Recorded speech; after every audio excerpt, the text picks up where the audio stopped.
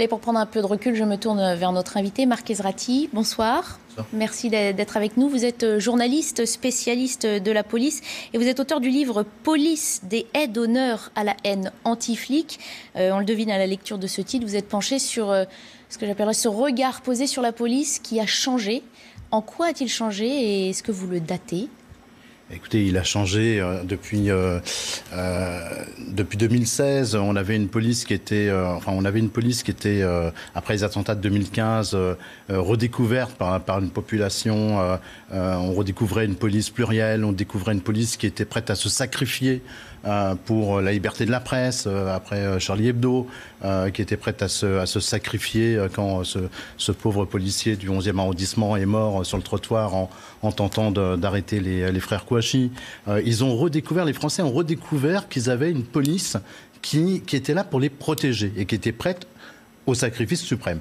Par la suite, cette police qui a été extrêmement sollicitée avec les premières opérations Vigipirate, enfin toutes les gardes statiques des différents bâtiments publics, cette police s'est retrouvée à un moment donné confrontée aussi à une réalité sociale. Il y a eu les manifestations de la loi travail en 2016 qui n'ont rien arrangé et on a vu une partie de la population se retourner contre cette police qu'elle était censée protéger.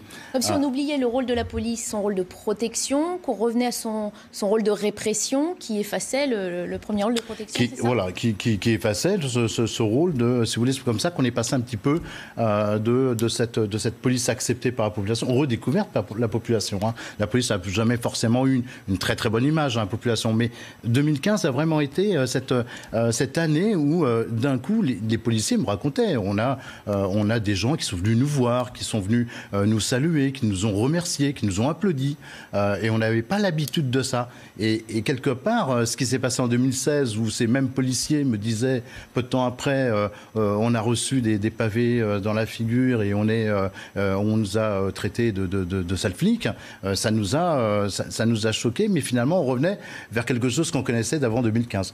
Et on associe police, puisque là, revenons à l'acte de ce matin, évidemment, ça vise des militaires, des soldats de la mission Sentinelle, donc, qui sont la cible des attaques maintenant, qui sont devenus une cible favorisée. Eh oui, c'est le port du uniforme. Vous avez comme ça, les militaires sont victimes pour la 6e fois d'une attaque depuis 2015. Ils sont dépositaires, ils sont devenus, du fait des opérations Sentinelle, des dépositaires de l'autorité publique.